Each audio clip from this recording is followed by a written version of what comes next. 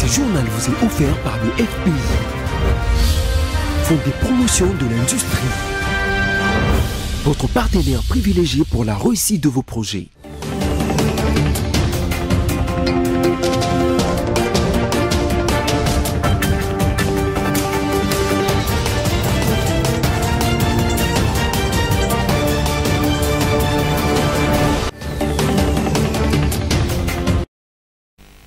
Réel plaisir de vous informer, mesdames, messieurs. Bienvenue dans cette édition du journal dont voici les sommaires.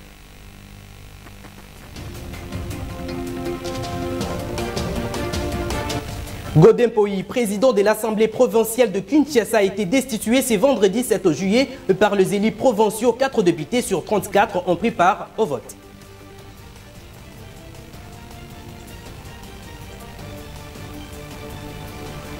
L'Union européenne invite la CENI et toutes les parties prenantes à travailler ensemble pour tenir des élections pleinement inclusives, libres, transparentes et pacifiques en RDC.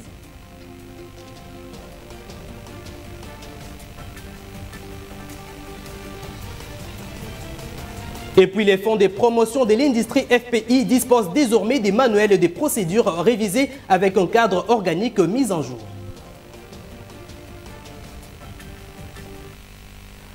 Encore une fois, bienvenue dans ce journal. La République démocratique du Congo et l'Afrique du Sud s'engagent à renforcer et approfondir leur coopération bilatérale afin de faciliter le climat des affaires et le développement régional. Les deux chefs d'État l'ont fait savoir lors de la conférence de presse commune animée jeudi 6 juillet à Kinshasa. La conférence de presse commune animée à Kinshasa était consacrée à la coopération bilatérale afin de faciliter le climat des affaires et le développement régional entre l'Afrique du Sud et la République démocratique du Congo. Le chef de l'État, Félix Tshisekedi, appelle le pays africain à accroître les échanges économiques au sein du continent en ce qui concerne le milieu des affaires, la difficulté qu'a l'Afrique aujourd'hui. Alors que l'Afrique, c'est un continent de près de 2 milliards d'habitants, un marché de près de 2 milliards d'habitants, et si nous résolvons le problème de l'intégration continentale, je crois que nous allons arriver à devenir une puissance économique et commerciale qui rivalisera avec les autres puissances économiques et commerciales de ce monde. Les deux chefs d'État ont également évoqué la question liée à l'agression de la RDC dans sa partie Est. Selon le président sud-africain Cyril Ramaphosa, il s'agit d'un conflit d'agression au niveau de la sous-région. La SADC et toutes les organisations sous-régionales doivent s'impliquer pour trouver un cadre de négociation. En bref, dans une déclaration faite ce vendredi 7 juillet 2023, l'Union européenne invite la CENI et toutes les parties prenantes à travailler ensemble pour tenir des élections pleinement inclusives, libres, transparentes et pacifiques. Par ailleurs, l'Union européenne condamne tous les discours qui pourraient accroître les risques de déclencher des violences interethniques. La ministre du Genre, Famille et Enfants, Mireille Massango-Bibi, a officiellement lancé la cartographie des organisations féminines de la société civile en RDC. Cette initiative du ministre du Genre, en collaboration avec plusieurs organisations, vise à aider les organisations des femmes et à les redynamiser. Yves Maïlé.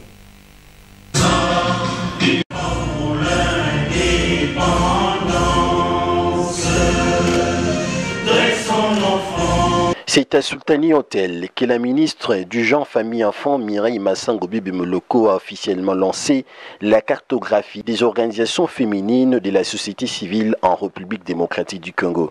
En qualité de premier partenaire des associations de femmes en RDC, l'ONU Femmes, par les biais de son représentant, a salué la mise en place de ces forums de femmes. Nous comptons véritablement sur la société, sur cette activité de cartographie pour nous permettre d'identifier les organisations féminines, pour les inviter et voir tout l'accompagnement que nous pouvons les apporter dans le cadre de notre mandat.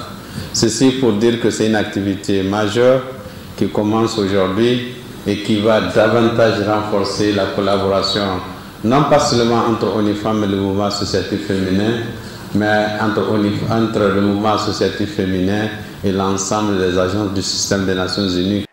Pour Mireille Massango Bibi Moloko, elle appelle à une évaluation des résultats déjà atteints dans les cadres de l'autonomisation économique de femmes et de résoudre et rassure son entière implication pour la réussite de ces forums de toutes les femmes de la RDC. Dans le cadre de l'atteinte des objectifs du développement durable ODD, la République démocratique du Congo a pris l'engagement de promouvoir l'autonomisation des femmes et l'égalité des sexes à travers la valorisation du capital humain pour un développement social et culturel. La cartographie des organisations féminines de la société civile en RDC se fera selon 10 principales thématiques définies en Benja, en Chine, parmi lesquelles l'autonomisation économique de la femme et la responsabilité politique de femmes occupant une place très importante. Je l'ai annoncé au sommaire, le président de l'Assemblée provinciale de Kinshasa, Godempoyi, a été destitué ce vendredi 7 juillet 2023 par les élus provinciaux. 4 députés sur 34 ont pris part au vote et ont décidé de faire tomber le président de l'organe des délibérants ainsi que son bureau. L'actuel président de l'Assemblée provinciale de Kinshasa, Godempoyi, n'a pris part à cette séance plénière malgré les 48 heures qui lui a été accordées par ses collègues. Et puis, les procès des kidnappeurs s'est clôturé avec un verdict prononcé tard dans la nuit du jeudi 6 juillet 2023. Le tribunal de grandes instances de Kinshasa-Gombe a ordonné la peine de mort, la quasi-totalité de ces malfrats. Regardez. Le tribunal de grande instance de Kinshasa-Gombe a prononcé tard dans la nuit du jeudi 6 juillet 2023 les verdicts dans le procès de kidnappeurs arrêtés par la police nationale congolaise. La peine de mort a été prononcée pour la majorité de ces malfrats pour association de malfaiteurs. Par manque de faits graves à sa charge, seul l'un d'entre eux, au nom de Rida Mwaka, est condamné à 2 ans de prison avec sursis. Ils sont également condamnés à payer des dommages et intérêts de 20 000 $ américains, montant à payer en francs congolais. Rappelons que c'est à l'esplanade du bâtiment abritant la vice-primature de l'Intérieur, Sécurité et Affaires coutumières que s'est tenu ces procès pendant 2 jours. Bonne nouvelle, les fonds de promotion de l'industrie FPI disposent désormais des manuels de procédures révisés avec un cadre organique mis en jour, présenté au cours de la cérémonie du clôture des travaux de révision jeudi 6 juillet 2023 en présence du directeur général Berthe Mudimu Tshisekedi qui a salué l'esprit d'équipe qui caractérise le membre de la commission tout au long de ses travaux. Regardez. Des échanges et débats professionnels de haut niveau entre les agents et cadres du FPI commis à la révision des manuels de procédure de cet établissement public ont été au centre de 3 semaines de travaux. Les membres de la commission se sont exprimés sur les différentes questions d'organisation et de fonctionnement du FPI. Ils ont proposé des améliorations et des innovations pour un accomplissement efficace des tâches assignées aux agents et cadres. 3 importantes innovations ressortent de ces travaux de révision des manuels de procédure des directions centrales et provinciales, a déclaré le directeur Loufadi, président de la commission. Les innovations, d'abord, nous avons mis en place, mis à jour tous les manuels de procédure existants. Nous avons produit 4 nouveaux manuels de procédure pour la direction de l'organisation, la direction, disons, le service de gestion des risques. Et il y a aussi le manuel de procédure, le service de communication. Et nous avons aussi l'organigramme du FPI en fonction de toutes les innovations que nous avons mises dans le manuel. Prenant la parole pour clôturer ces assises, le directeur général Berthe Mudimu Tshisekedi a loué l'esprit d'équipe qui a caractérisé les membres de la commission tout au long des travaux. Le DG a insisté sur l'efficience de ces manuels de procédure révisés qui serviront de référence au personnel du FPI pour un meilleur rendement. Vous avez fait preuve d'un professionnalisme exemplaire et d'un engagement sans faille tout au long de ces processus. Votre dévouement à fournir un travail de qualité est une véritable source d'inspiration pour l'ensemble de notre institution. Grâce à votre expertise et à votre diligence, nos manuels de procédure ont subi une transformation significative. Vous avez passé 2 heures à analyser, évaluer et améliorer chaque aspect de nos processus opérationnels. Enfin, nous avons franchi cette étape importante et je suis convaincu que nous continuerons à réaliser des grandes choses dans l'avenir. Je suis impatient de voir le fruit de notre travail se concrétiser dans les mois à venir. Un exemplaire des manuels révisés a été remis au directeur général. Reste maintenant au conseil d'administration de l'adopter pour sa mise en exécution. Aussi, la direction de l'organisation pourra-t-elle procéder, dans le cadre de ses attributions, à toute révision ou modification nécessaire en cas de besoin. Signalons que la révision des manuels de procédure et la mise à jour du cadre organique du FPI traduisent la nouvelle vision managériale du conseil d'administration et de la direction générale du FPI conformément à son plan d'action 2023. Après la première vague d'artistes, c'est les tours des comédiens menés par Caleb Toukebana et Ladi Essobé qui ont été reçus jeudi 6 juillet par le directeur national de jeu de la francophonie, Isidore Kwanja. Ces artistes se sont imprégnés sur les avantages de ces jeux en RDC. On écoute Caleb Toukebana. Tout d'abord, Tolinga Gito présenté dans la civilité Nabiso en tant qu'artiste et comédien. Tout le monde a Kindenge, Mokonzamboka Elevaki, Naran, il y a directeur national de la francophonie, Toya Gito Pesembote. Et puis, Koyeb Saïke, comédien Nyonso et à Congo, tous à Simanaye, pour soutenir G Oyo. Parce que les jeux nous appartiennent. G et la francophonie, ils appartiennent parce que ça, c'est Moko sportif et culturel. Nous sommes du culturel. Et les lois influenceurs dans la population. Et nous avons un projet. Comment ça peut être la population balandaka biso que j'ai à francophonie yango ezobanda. J'ai à francophonie ezali important pour mboka na biso. J'ai à francophonie ezotiki la biso ba infrastructure. J'ai à francophonie campus lelo bande konanga ba étudiant ba kotika la ba infrastructure solo. J'ai à francophonie et ko promouvoir jeunesse ya mboka na biso na sport et puis na culture. J'ai à francophonie to moni to zoleka pembeni ya Stade Tata Raphaël tozomona ndenge za ko lambama ndenge za ko toka nyonso wana izaba gain oyo biso population totikala nango. J'ai à francophonie to moni Stade des Martyrs to bana mona to kansaka batika yango babosana yango mais lelo Stade des Martyrs après tout ce temps et la muki pona j'ai à francophonie to yebsa population na biso ba congolais balandaka ba artistes et comédiens tozala wana to soutenir les jeux oyo ils ont un avantage en mboka na biso et ko booster tourisme na mboka na biso. Peut-être congolais yeba te tina tourisme ezali ko permettre na ba étranger ba ya ko tambola na mboka na biso. Alors j'ai oyo ke benga ba nation ebele bakoya bako visiter Kinshasa bako zala loger na ba différents hôtels bako lia na ba restaurant nyonso wana ke kotisa mbongo na mboka na biso.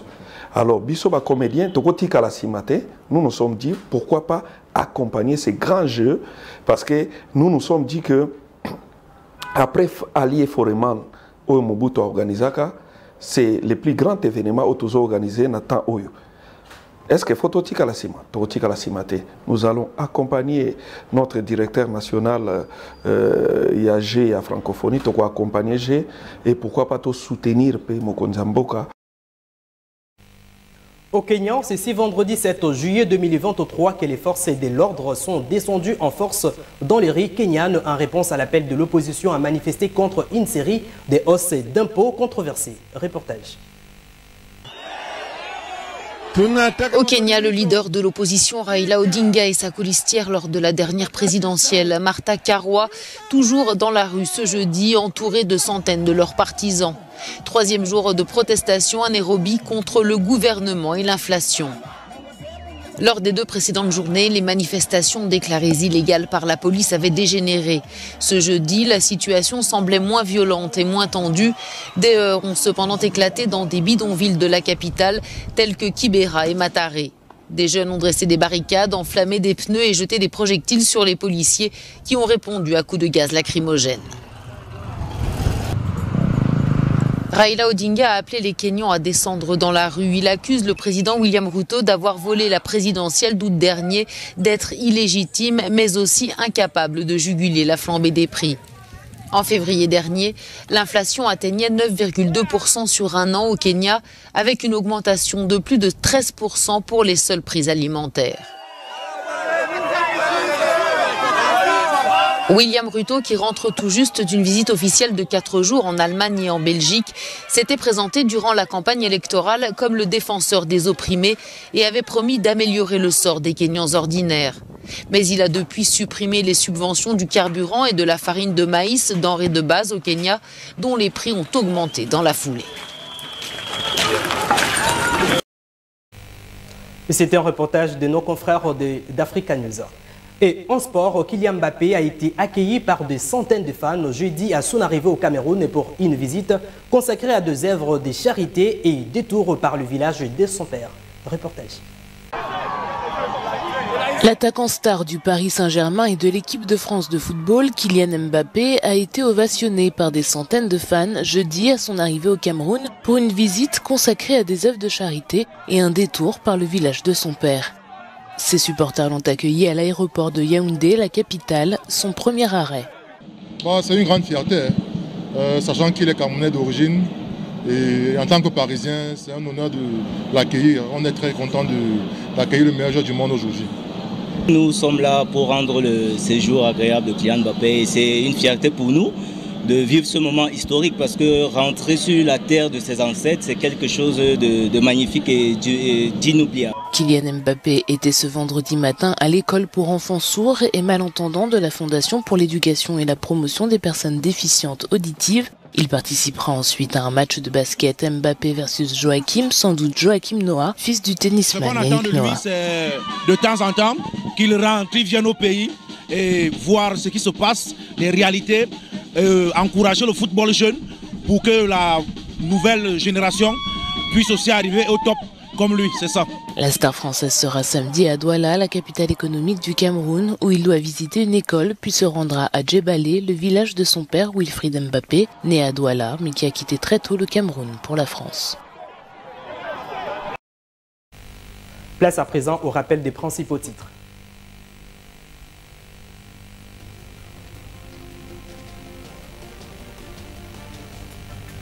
Godin Poyi, président de l'Assemblée provinciale de Kinshasa, a été destitué ce vendredi 7 juillet par les élus provinciaux. 4 députés sur 34 ont pris part au vote.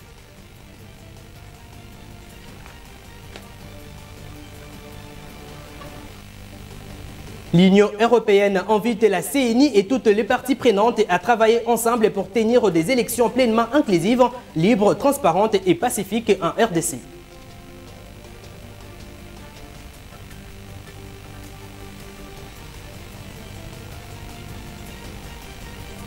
Les fonds de promotion de l'industrie FPI disposent désormais des manuels de procédure révisés avec un cadre organique mis en jour.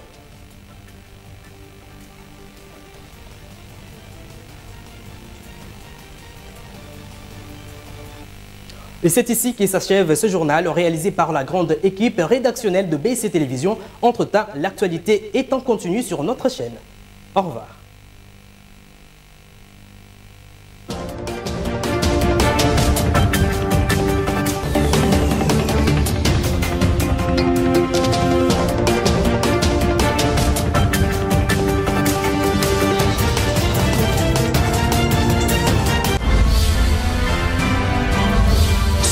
Vous a été offert par le FPI, Fonds de promotion de l'industrie, votre partenaire privilégié pour la réussite de vos projets.